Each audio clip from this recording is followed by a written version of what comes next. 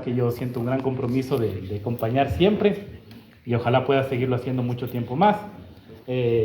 Digamos, agradecer también al padre, a los compañeros, que esta misa se haya hecho también para mí y en mi nombre a los compañeros, que igual 3 de ellos van a seguir en la cárcel, pero bueno, al menos para mí terminó esta parte, esperemos, porque se ha ratificado mi condición de inocencia y creo que eso es importante porque eso permite a uno seguir en la lucha, ¿no? Como yo diré siempre, esto para mí no es una cosa personal, sino una cosa de poder seguir estando en los diferentes lugares donde yo pueda seguir aportando a que haya una sociedad más justa. Y haber sido ratificado como inocente de lo que se me acusaba, creo que me permite tener más movilidad y moverme más y estar más en las cosas que yo creo que se debe hacer, porque esto es un asunto de conciencia. Y durante todo este periodo de casi un año ya va a ser, siempre he sentido la solidaridad de ustedes, del CEI, del colegio, con la causa que se defiende, no tanto como persona, aunque también hay una condición de amistad, creo yo, pero también con esta causa que nos une a todos, que es la opción por los pobres, por los que han sido siempre, los que han sufrido las injusticias, la pobreza. Igual me llevo las palabras del Padre, que decía que, tomada también de la Biblia, ¿no es cierto?, de que cuando uno le persiguen, cuando uno le judicializan, es que uno está en el camino correcto. Capaz si uno estuviera recibiendo lo otro, habría que cuestionarse si uno realmente está haciendo bien las cosas, pero cuando uno ve que los poderosos, que los ricos, que aquellos que siempre han tenido todo, no quieren que se les quite ni lo más mínimo para los que no han tenido nada puedan aunque sea comer, entonces uno se da cuenta que sí es el camino que uno tiene que seguir. Entonces, más bien hay que aprovechar para ratificar el compromiso con el colegio, con ustedes, con lo que se necesite. Ya saben, a mí me llaman, me invitan y yo, si es que no hay ningún problema de salud ni nada que es otra cosa, yo siempre estaré aquí para lo que se necesite, desde lo más sencillo hasta cosas más complicadas. Igual, si es que llego a regresar a la universidad, pues ahí siempre habrá un aliado para el colegio, para poder mover las cosas, y si no, donde quiera que esté, pues algo se podrá hacer. Entonces nada, más bien siempre agradecer, la solidaridad a uno le sostiene, igual cuando estaba tras las rejas, como me tocó estar un tiempo, siempre sentía los saludos de solidaridad que de alguna manera me hacían de llegar de la gente de acá, que me decían, preguntaron por vos, dijeron que cómo estabas, que qué se puede hacer, y eso a uno cuando está en el peor momento, que es estar en la cárcel, pues uno le ayuda mucho. Y todo este periodo ya que he estado fuera, que ustedes mismos han podido directamente dar la solidaridad y todo, pues ha sentido mucho más, eso uno le fortalece. Y eso también yo les transmito a mis compañeros que siguen pasando el mal momento, ¿no? Igual, creo que para toda persona que es cristiana, los malos momentos son lo que fortalece y los malos momentos son la parte que uno es como pasó Cristo, ¿no? La crucifixión, y como Pablo, que escribió todas sus cartas también desde la cárcel. Entonces siempre mis compañeros saben que tienen gente que se preocupa por ellos, que piensa que aunque sea una oración, que es bastante cuando uno está preso, y que eso ayuda a mantenerse firmes y a seguir estando ahí. Y creo que eso es lo más importante cuando una persona sabe que es un preso por conciencia, ¿no? Que no es que uno ha hecho algo para enriquecerse, ha sido un corrupto, ha sido alguien que ha buscado algo, sino que por la conciencia ha hecho acciones, esas acciones han molestado a los poderosos y los poderosos han ido contra uno. Y cuando sabe que la gente del pueblo, la gente humilde, la gente que trabaja está con uno, está solidaria, eso a uno le alimenta bastante. Y yo creo que todo este año he sentido eso y por eso siempre el agradecimiento. Cuando uno pasa por esas cosas, a veces piensa capaz que aquí se acaba la vida, ¿no? Aquí capaz todos se olvidan de uno y ya le toca enfrentar. Y creo que era, incluso cuando entra a la cárcel, psicológicamente uno se prepara para eso. Pero cuando uno en cambio se encuentra lo contrario, se encuentra que toda la gente con la que uno ha pasado, más bien respalda, más bien es solidaria, más bien se acuerda y más bien reconoce que uno capaz pasa por ese mal momento, pero como digo, no por una ambición personal, ni por robarse una plata de otra persona, ni por hacer daño, sino por cosas que son valiosas, eso a uno le hace fuerte. Y el día de hoy me llevo esta fuerza, que es lo que uno necesita, ¿no? Para continuar. Igual que el Padre sepa, que esté tranquilo, que esa experiencia no me va a ir a hacer ir para atrás a mí, ni me va a hacer que me esconda, ni me refugie y me dedique solo a vivir mi vida personal, sino lo contrario. Yo salgo de la cárcel no solo con el compromiso que tenía antes, sino un compromiso con esa gente que está ahí. Porque a pesar de que esa gente capaz cometió un delito, esa gente son gente del pueblo, ¿no? Yo pude conocer a tantas personas que son gente pobre, gente como nosotros, que capaz no tuvo la oportunidad de estudiar, de tener una familia, de tener a alguien que le oriente adecuadamente, de conocer a personas como ustedes, maestros, como el Padre, que le diga, el camino es por aquí. Terminan en la delincuencia y en la cárcel es un infierno, donde yo creo que ninguna persona, excepto los corruptos, los que roban al pueblo, merecen estar. Y ese compromiso que llevé de adentro y que ahora tengo de afuera, pues nada, seguirá más firme, más fuerte y ojalá podamos seguir trabajando. Muy bien, muchas gracias. Me llevo en el corazón lo que hoy han hecho y gracias.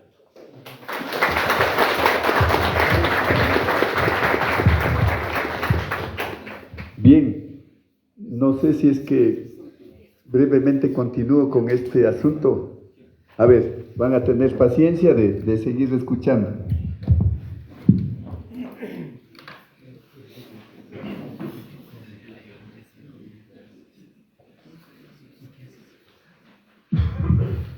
La reflexión es el educador, el maestro, el perfil de ustedes en un contexto específico como es el Colegio Catario Unanchi y la cultura andina. Yo quisiera arrancar con unas 3 premisas que me parecen importantes. El primero que me parece a mí importante es que la sociedad en la que estamos viviendo es una sociedad que Bauman le llama líquida. Todo se licúa, todo se pone en la licuadora y entonces ahí no aparece la verdad, ahí todo se confunde y es un relajo. Todo se licúa, todo se vuelve líquido, todo se evapora. Y entonces ahí los principios pedagógicos, fundamentales, universales, eso se van liquidando. Este es el contexto en el que estamos viviendo y esta posmodernidad de una sociedad líquida, o sea, el pueblo indígena está siendo afectado. Entonces hay que tener en cuenta esta situación. El otro punto es la posmodernidad. No nos olvidemos, ustedes ven que Europa prácticamente hace 100 años comenzó la posmodernidad y nos está afectando recién a nosotros. ¿Por qué la posmodernidad? La posmodernidad definitivamente anula los discursos universales, cuestiona todo, definitivamente pone en tela de duda todo. Se vuelve materialista, se vuelve atea y se vuelve definitivamente anulando todas las éticas y la historia universal. Todo reduce a lo mínimo y todo es cuestionado. Entonces, en este contexto, definitivamente la posmodernidad está afectando seriamente a la organización indígena, a la familia y a todos los emprendimientos que podamos hacer nosotros como educadores y como maestros en este sentido. Y lo otro es que lo que yo voy a decir siempre está planteado en términos de retos. O sea, esto que vamos a plantear nos obliga a nosotros a tomar conciencia, a ubicarnos en el sitio en el que nos encontramos, pero no para quedarnos. No, como decía el Padre Segundo, a batir lodo, a repetir lo mismo y lo mismo. No. La finalidad es caminar, es comenzar a superar dificultades. Entonces, en estos 3 contextos, yo voy a reflexionar y a leerles fundamentalmente lo que escribí en este sentido. El primer punto, los problemas educativos de la actualidad. Yo he señalado aquí algunos problemas educativos. ¿Cuáles son estos? El primero, el impacto de la razón lógica, como la capacidad humana por excelencia, la que explica todo, la luz que ilumina, el iluminismo, ¿no?, de Europa, que ilumina la existencia humana, la razón que explica y da sentido a la existencia humana, a la ilustración, a la racionalidad. La razón nos impone y de hecho nosotros estamos metidos en eso, utilizando la razón como que si fuera el único elemento. Cuando la razón ahora está en duda, la ciencia y el conocimiento está en duda. Pero en todo caso esto, desde la posmodernidad, definitivamente nos afecta. El segundo punto es el ser. Y aquí un poco de filosofía, la ontología, la metafísica, que ratifica lo individual. Y cuando nosotros estamos en una cultura comunitaria, en una cultura de la pareja, en una cultura definitivamente de la familia, no es el chulla, no existe. El chulla es excluido de la cultura andina quichua. Evidentemente se reflexiona también el ser ontológico desde la cadena genética. No, ahí está Teilhard de Chardin, el mismo Sartre, definitivamente explicando la fenomenología de la existencia humana. Pero ¿en qué sentido? Dándole importancia al yo, y eso se contrapone con el hecho comunitario, como el sujeto único, superior a todos, y eso es lo que nos está afectando. El tercer problema que yo veo es la ciencia y el conocimiento y la tecnología como fruto del a priori y de la posteriori, son términos que utiliza Kant, ¿no?, de la ciencia pura y de la ciencia práctica. la ciencia que explica la existencia humana en ese sentido. Y eso nos está afectando, porque creemos que toda la reflexión filosófica, dándole la razón al ser ontológico, a este ser que definitivamente no explica por sí mismo la existencia humana. Entonces, en ese sentido es otro de los términos que nos está afectando. Luego, todo lo que es la propiedad privada, la tecnología como fruto de todo lo que es esto del mercado, del capital, ¿no? Y ustedes ven, si ustedes se dan cuenta, todos los supermaxi son como iglesias, ¿no? Es más, inclusive yo, me invitaron a mí a un supermaxi a que dé la misa, porque todo eso es lo sagrado. Es impresionante cómo el sistema y el capital le vuelve sagrado y nos hace entender que ir a comprar eso es un rito religioso. Y los jóvenes están cayendo en esa situación. Ahora, el otro elemento es el imperio de la ley. La ley que definitivamente tiene mucho que ver, o sea, aquí hay que reflexionar profundamente porque la ley lo que ha hecho es trasladar a las superpotencias, al mercado, traslada a todas estas transnacionales, son ellos los que imponen la ley, son ellos los que ponen gobiernos.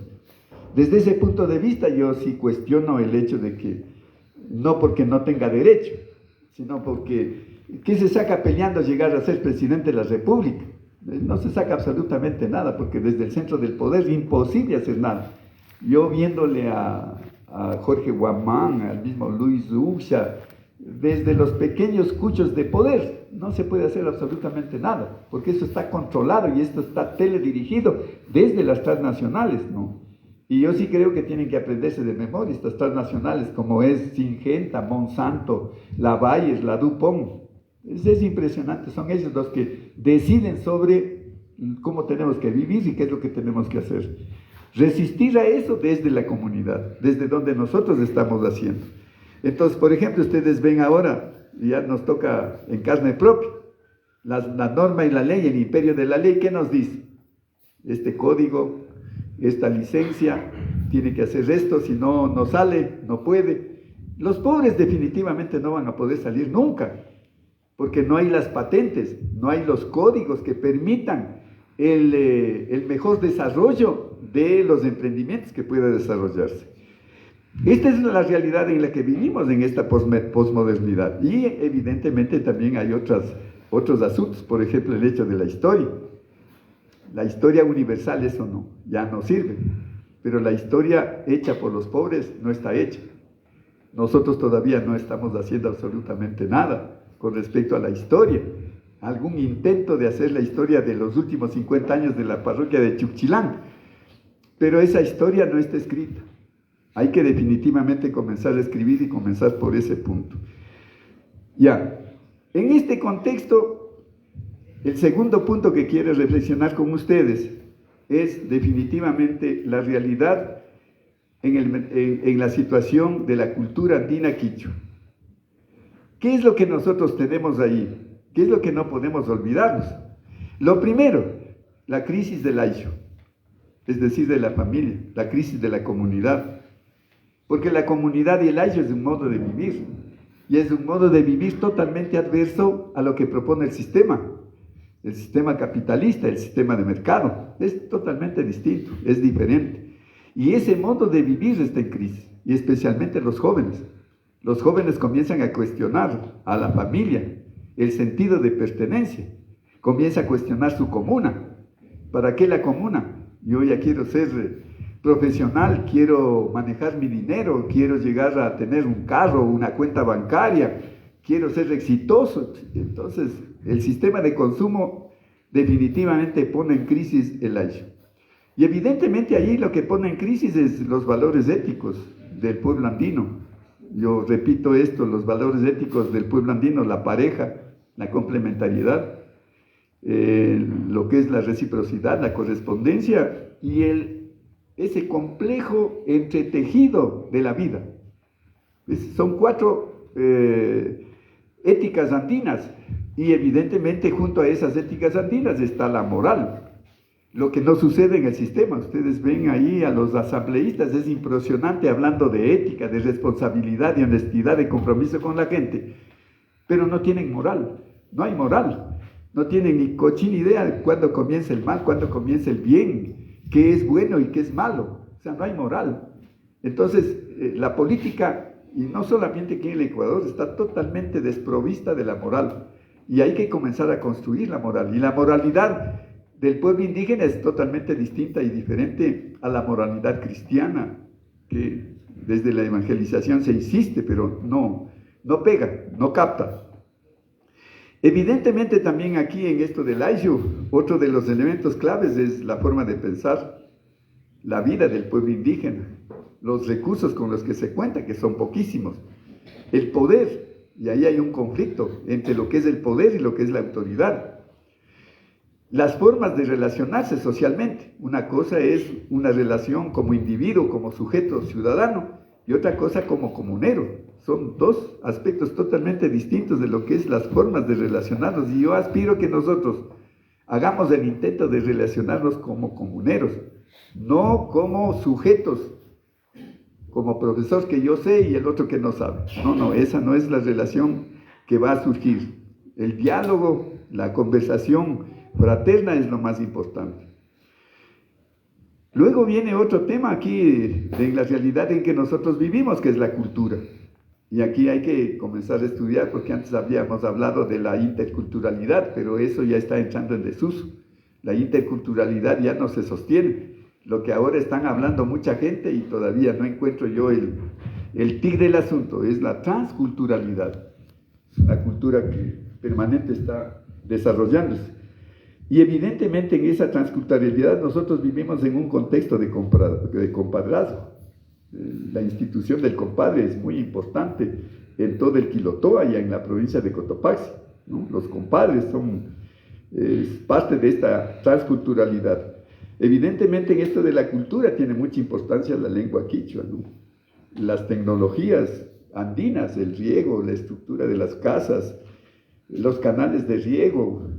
A mí sí me impresiona la sociedad postmoderna, alemana, inglesa, norteamericana, que tanto saben y conocen, no han podido superar productos mejores que la papa, el maíz, el chocho y la quinoa. No han podido. Siguen siendo eso, las tecnologías más altas. Eso quiere decir que el pueblo indígena tenía una tecnología y que hay que comenzar a desarrollar esas capacidades y esas tecnologías. De la cultura lo que hay que rescatar también es la organización indígena que está en crisis, y la principal organización indígena, que es la comunidad, está totalmente en crisis. Yo recojo las palabras que dijo el presidente del MIG ahora en Radio La Tacunga, de que es lamentable de que en una sola familia unos eran ¿cómo se llama eso del partido? De Creo, otros de Suma, de la misma familia, el papá de Suma, el hijo de Creo, la hija del Pachacuti, y repartidos así. Y ahí a ver cuál de ellos gana, ¿no? O sea, una corrupción definitivamente, o sea, es impresionante los niveles de corrupción a los que se ha llegado. Nosotros estamos trabajando por la comunidad, por la comuna andina quichua. Entonces hay que construir, hay que modernizarle esa comunidad. Hay que volverse a replantear los lazos de la comunidad. Luego de eso también, en el contexto de la explosión demográfica, el recurso tierra ha disminuido muchísimo. El recurso agua, los pastos, los animales han disminuido. Cuando yo llegué a Sumbawa, en las comunidades de Sumbawa, cada uno tenía entre 50 y 80 borregos, como mínimo. Hoy en día no tienen ni 2. Es decir, que las tierras se fueron dividiendo lamentablemente, y ahí la propiedad privada comienza a incidir y la tierra comunitaria comienza a escasear. Entonces hay que volver a ver cómo trabajamos de mejor manera, y el aporte tecnológico desde la agropecuaria, de los bachilleratos que tenemos que aportar eso. Cómo resolver esta escasez de la tierra y la explosión demográfica. En este punto hay un tema que hay que tomarlo en cuenta, y es la migración. La migración hace unos 50 años, hace unos 30 años, era de Zumbao a la Tacunga, a lo sumo de Zumbao a Quito. Pero ahora, definitivamente, esa migración se ha vuelto muy fuerte.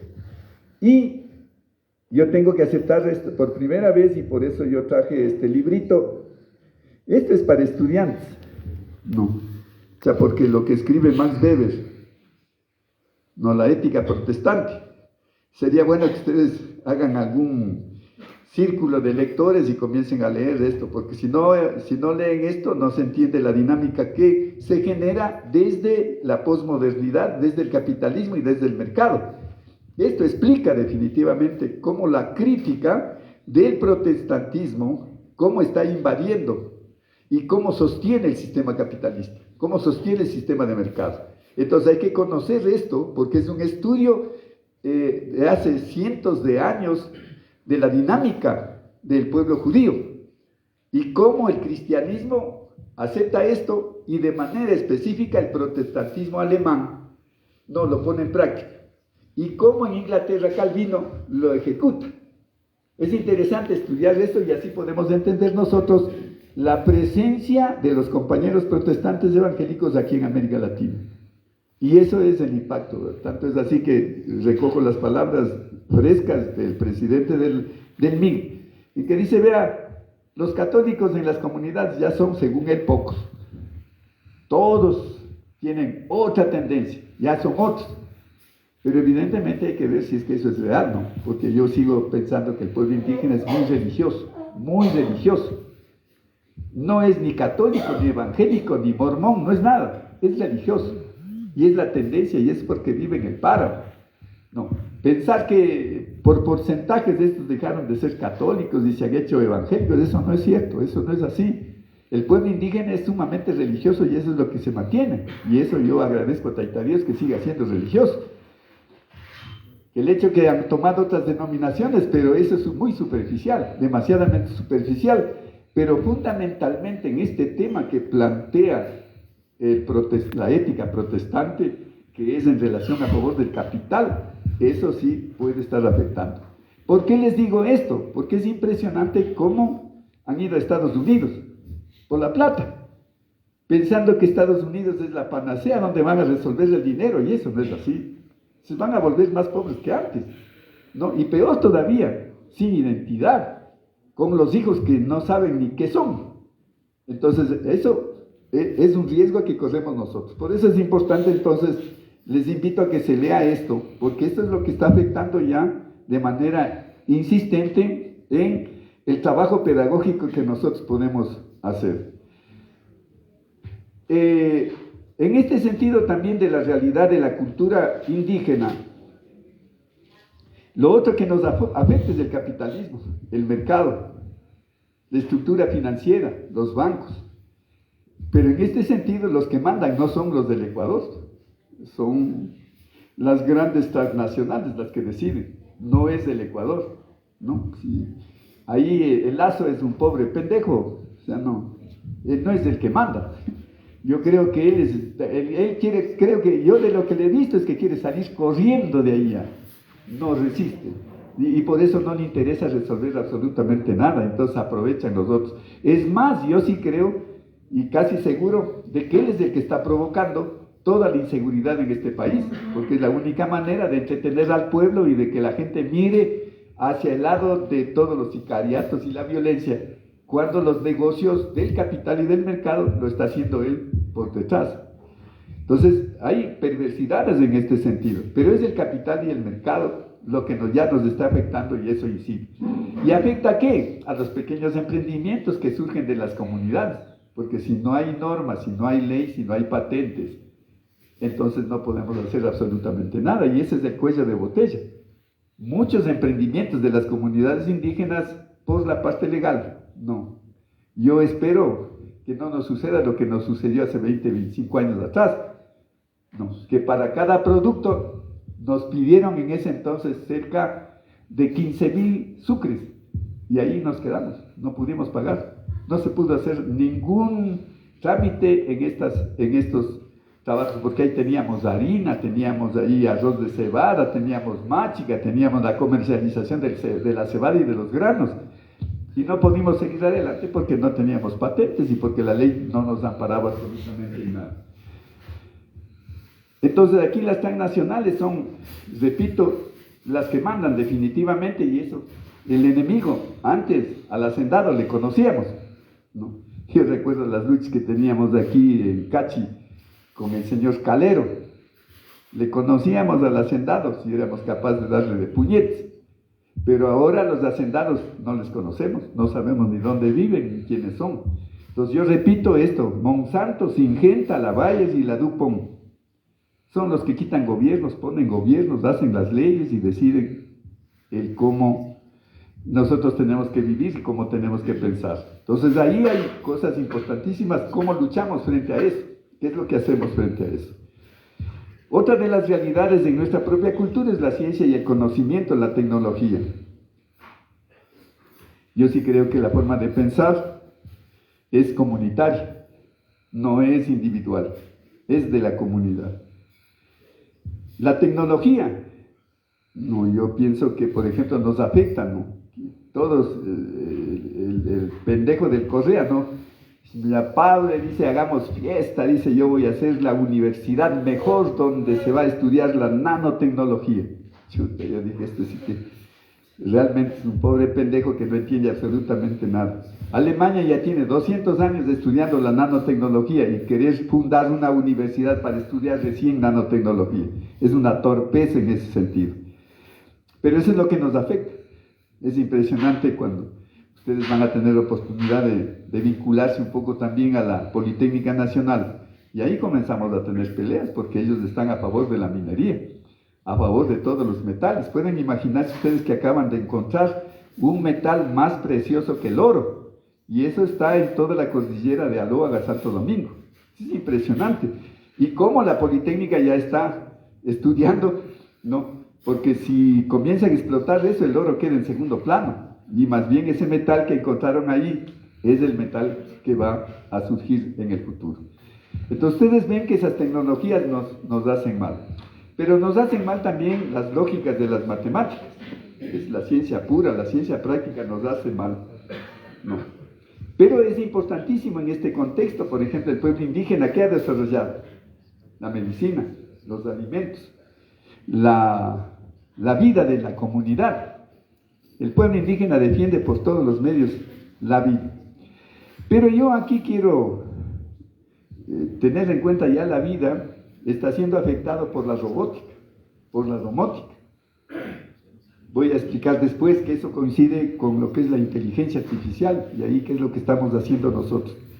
Pero la vida humana está siendo ya afectada por la robótica, por la domótica y todas estas nuevas tecnologías que aparecen en este sentido. Ya les digo, por ejemplo, esto de este mineral, no me acuerdo, es medio raro el nombre, que aparece ahí y que es una de las posibilidades mineras, no, que hay en Bolivia y aquí en el Ecuador. Parece que en Perú alguna cosa, pero están descubriendo esas cosas que nos van a afectar definitivamente. Y aquí en Cotopaxi por las mineras estamos fregados, ¿no? Pangua, esperamos que sobrevivas, Aurelio. No le veo al jefe, ¿cómo es? Hugo. Ronquillos. Desapareció el Ronquillos. Allá van a tener que cuidar ahí a las educadoras, ¿no? Pero la pelea ahí está muy fuerte. Y yo veo que no va a faltar 2 o 3 años y vamos a tener una pelea durísima aquí en la mina de Hunacota, aquí en Zumbagua. Y ahí va a haber una dispersión de comunidades que van a quedar fuera, ¿no? Cusca, el mismo Sarauya prácticamente van a desaparecer por la mina de Hunacota. Entonces ahí vamos a tener problemas. Y hay otro elemento que me asusta definitivamente, yo estoy leyendo algunas cosas sobre la inteligencia artificial. La inteligencia artificial tiene una velocidad impresionante. Lo que nosotros podemos estudiar en un año, la inteligencia artificial lo puede hacer en segundos. Es impresionante eso. No, y no solo que es la velocidad, sino que es la precisión. O sea, dan y aciertan en todo lo que es. Entonces ahí, ¿qué es lo que estamos haciendo? Y evidentemente todo lo que es la inteligencia artificial es sostenible y sustentable, ¿no?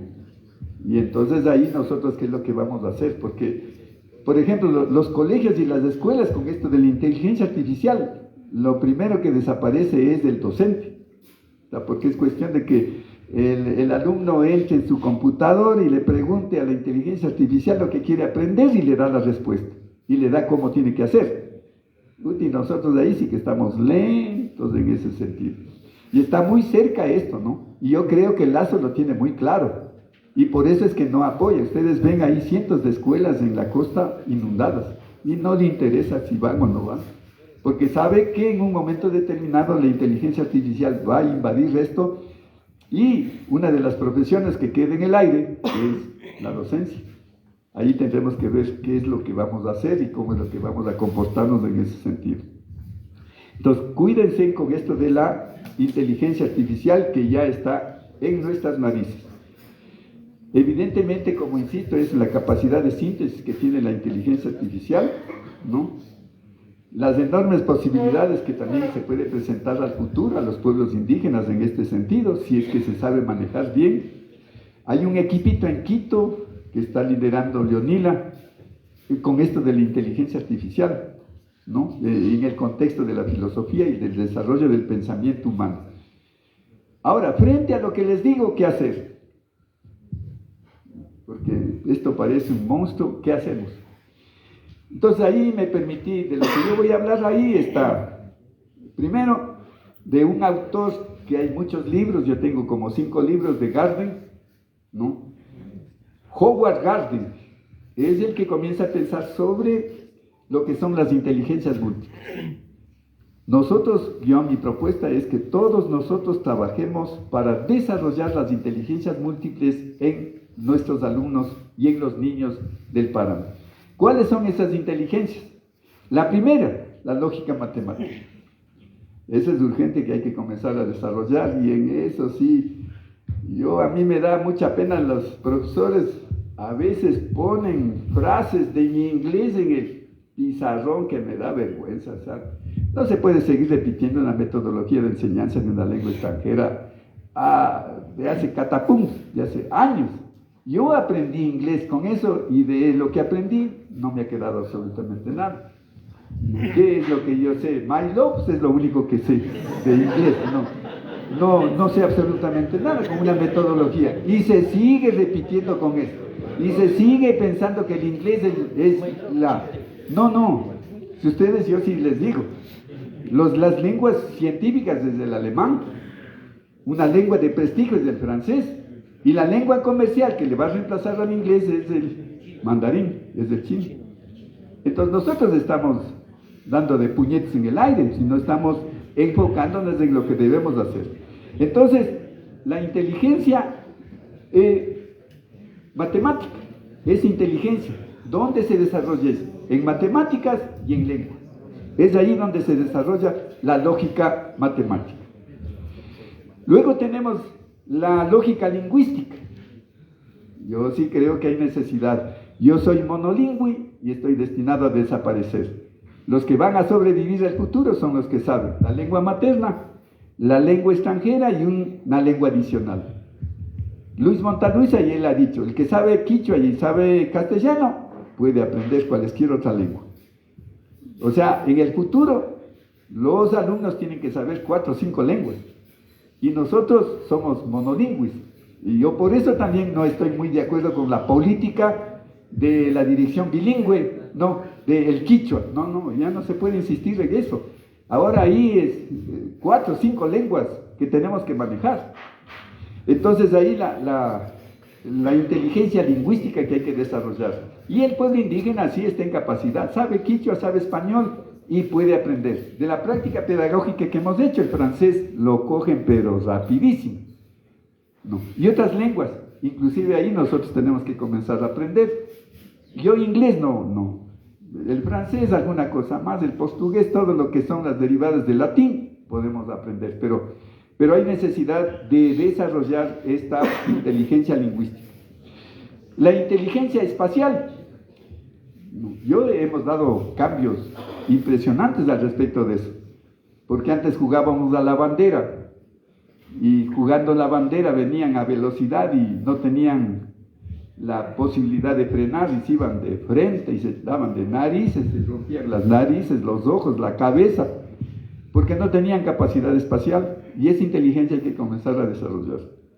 Luego tenemos la música. Híjole, es otra inteligencia, la música. También hay que comenzar a desarrollar.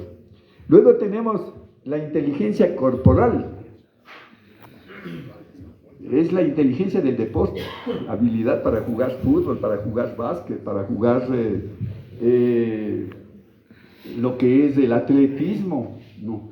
Para mí los deportes más significativos es fútbol, básquet y atletismo. Y en todo eso nuestros alumnos tienen capacidad, resistencia, es impresionante los trabajos de ahí. Ahora que vamos a ser parte del equipo de ciclismo, verán que ya en Quito el equipo de ciclista de los policías va a encabezar la ruta La Maná, el Quilotoa. Entonces, también ahí yo espero que nuestro profesor de deportes ya se ponga pilas, porque tenemos que ir a hablar sobre eso, porque nosotros vamos a ser parte de los que vamos a dirigir esa carrera. Ya. Luego tenemos una inteligencia intrapersonal, o sea, interna nuestra, la capacidad de conocernos quiénes somos, qué hacemos, qué capacidades tenemos. Hay una inteligencia interpersonal, de la empatía.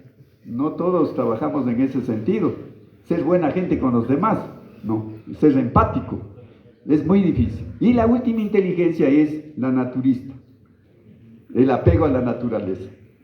No, hay capacidades, y eso el pueblo indígena tiene esa sintonía con la naturaleza. Le gusta la tierra, las plantas, los animales, está feliz en ese contexto. Pero hay que desarrollar esa inteligencia. Entonces, mi propuesta, ¿qué hacer con estas realidades que tenemos? Estos aprendizajes. Esto propone este señor que se llama Howard Gardner. Tiene varios textos sobre el desarrollo del cerebro, de la inteligencia. No. Yo tengo por ahí unos 2 que sería bueno que si quieren leer, lo hagan. No, es bastante complicado, difícil es, porque hay que estar también involucrado en esto de la terminología de la ciencia, del conocimiento, de la medicina y de la filosofía. Entonces me parece a mí que es el segundo, ¿qué es lo que tenemos que hacer nosotros como docentes para responder a estas urgencias que tenemos?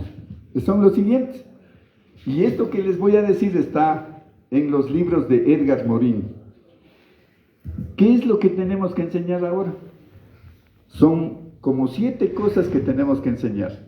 La primera, tenemos que ayudar a los jóvenes a que la incertidumbre, el miedo, el temor, la duda es ya parte de la vida del ser humano. Entonces, a los alumnos hay que ayudarles a que ya se ha vuelto normal la incertidumbre, la duda, el temor, el miedo, se ha vuelto normal. Y entonces tenemos que ayudar a nuestros alumnos a que enfrenten esa realidad. Pero claro, si nosotros no somos capaces de enfrentar racionalmente ese temor, esa duda, imposible que nosotros ayudemos a nuestros alumnos. Tenemos que nosotros superar esos miedos, esos temores. Tenemos que superar esas incertidumbres para que nuestros alumnos también puedan lograr superar esos miedos y temores a la vida. Que no sabemos qué es lo que va a pasar mañana, qué es lo que va a suceder. Y eso se vuelve ya actual. Entonces, nosotros tenemos que trabajar en ese sentido. ¿Qué más es lo que tenemos que ayudar a nuestros jóvenes? A desconfiar de la inteligencia, a desconfiar de la ciencia, del conocimiento.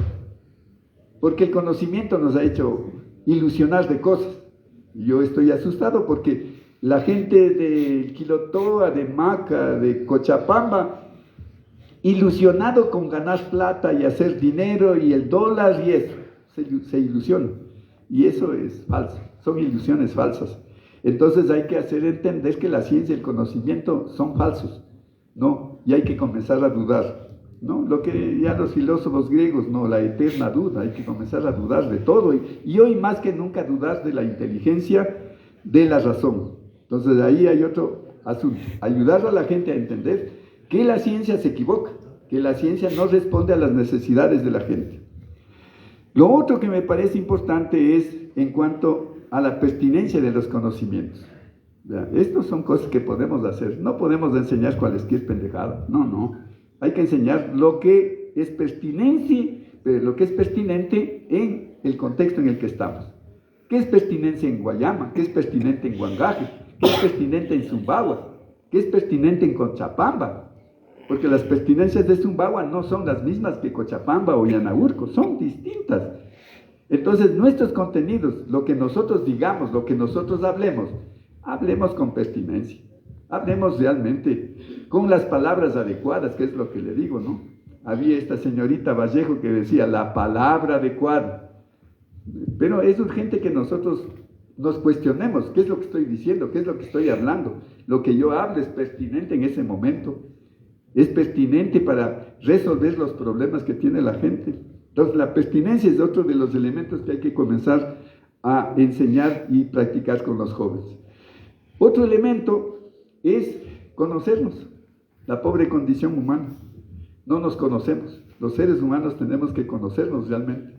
No nos estamos conociendo. Es impresionante, ¿no? Los de la costa, los de la sierra, los del oriente, no nos conocemos. Suponemos, tenemos muchos prejuicios y hay que conocernos. A los estudiantes nuestros tenemos que conocerles. ¿De dónde viene? ¿Quién es su familia? ¿Qué es lo que piensa? ¿Qué es lo que hace? ¿Qué es lo que propone? ¿Qué anhelos tiene? ¿Qué problemas tiene? Es urgente comenzar a conocernos. No es posible seguir viviendo en las cosas que estamos. Yo creo que este es uno de los puntos débiles del pueblo indígena, de la organización indígena. No nos conocemos. El compañero aquí del presidente del MIG dijo, es que nosotros nos hemos... Yo tuve que decirle, vea, yo no sé por qué usted cree que la UNE es parte de ustedes, cuando en nuestra experiencia la UNE nunca nos dejó crecer. 10 años clandestinamente porque la UNE me decía a mí, cura loco, ¿cómo vas a pensar que uno entiende la naturaleza? ¿Cómo sabe cuándo llueve, cuándo cae granizo, sabe cuándo viene el viento? ¿Sabe qué problemas va a tener? O sea, es un estudioso del tiempo, del clima. Es cósmico, el pensamiento indígena es cósmico y ahí podemos nosotros aprender muchas cosas importantes en ese sentido. Somos planetarios en eso, somos universales y eso tenemos que aprender. No, los hindú, los chinos, los rusos, los europeos, los latinoamericanos, o sea, somos humanos, somos únicos en ese sentido. No somos enemigos, no. Otro de los temas que tenemos que comenzar a enseñar es a afrontar las incertidumbres. Vivimos en un mundo cambiante, todo cambia, y a veces nos tomamos ciertas decisiones nosotros pensando que eso es el futuro, que eso se va a sostener, y no es así. No. Evidentemente es bajo el influjo de la posmodernidad que pone en duda todo, ¿no? Pone en duda la familia, pone en duda al ser humano. No, ahora es impresionante cómo nos estamos matando, ¿no? Yo me asusto, por ejemplo, de esas 3 niñas supuestamente cantantes que han sido invitadas a cantar, asesinadas. No, estamos locos, totalmente desquiciados definitivamente.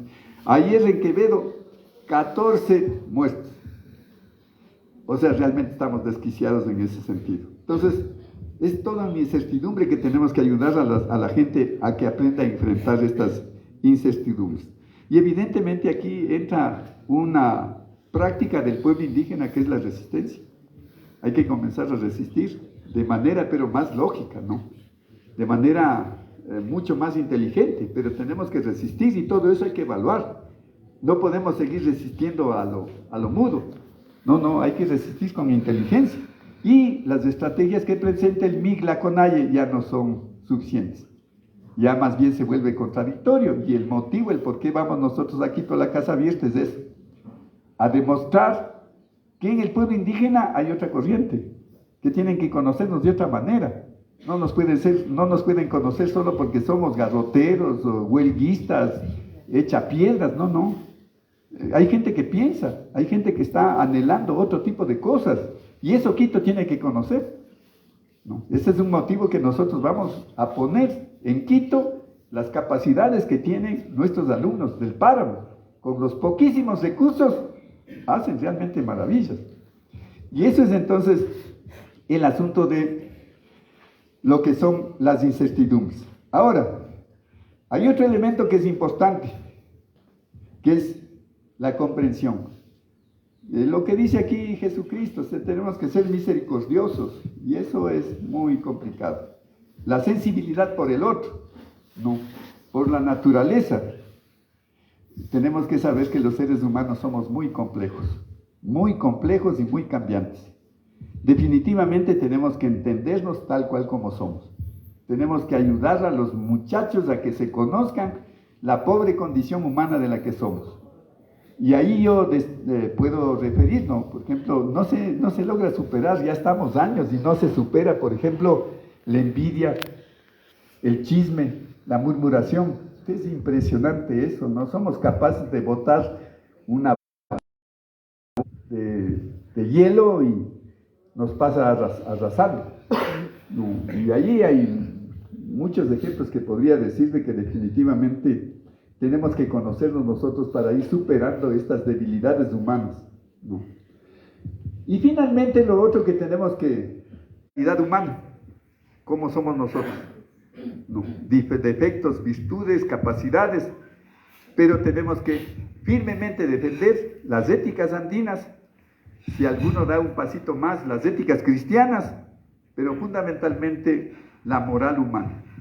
No es posible que nosotros, por ejemplo, en este caso de estas 3 niñas que mueren, o sea, ¿cómo me quedo impávido? Yo me quedo así impotente, ¿qué hago? Yo no puedo, el día que yo fui ahí a la fiscalía a dar mi versión, no pueden entender la impavidez de estos jueces. O sea, yo digo, este pobre país no va a salir nunca así. Pues estamos con unos inútiles definitivamente allí. ¿Pueden ustedes imaginarse, no?, con este juicio de los guevaristas todo un año entero y no pueden demostrar nada? Y ustedes ven a un delincuente 24 años en la cárcel y libre. O sea, no puede ser así. Así no puede ser. Ahí nosotros no estamos trabajando por la ética y la moral. Entonces, con nuestros alumnos sí. No puede ser que el alumno le condicione al profesor. No puede ser. Eso no es así. Es la autoridad. Y la gente tiene que aprender que la autoridad es clave. La autoridad es un patrón en donde puede reflejarse. Que puede aceptar o no puede aceptar, es otra cosa. Pero es urgente que la gente entienda que hay una autoridad. No puede ser que profesores y padres de familia sean acusados por sus hijos y sus alumnos y paren en la cárcel. Estamos locos. ¿Quién permite todo eso? Lamentablemente, uno que convivió con nosotros, que es Rafael Correa. Es una torpeza permitir eso a nombre de los derechos humanos, a nombre de la niñez. O sea, que no se entienda definitivamente lo que es la autoridad, lo que es la presencia de la moral y de la ética en el género humano. Finalmente, una tercera propuesta para resolver todo esto son las líneas de investigación. Ahí estamos un poco parados. Están las líneas de investigación. Yo entiendo que nos da susto, es duro comenzar, pero es urgente comenzar esas líneas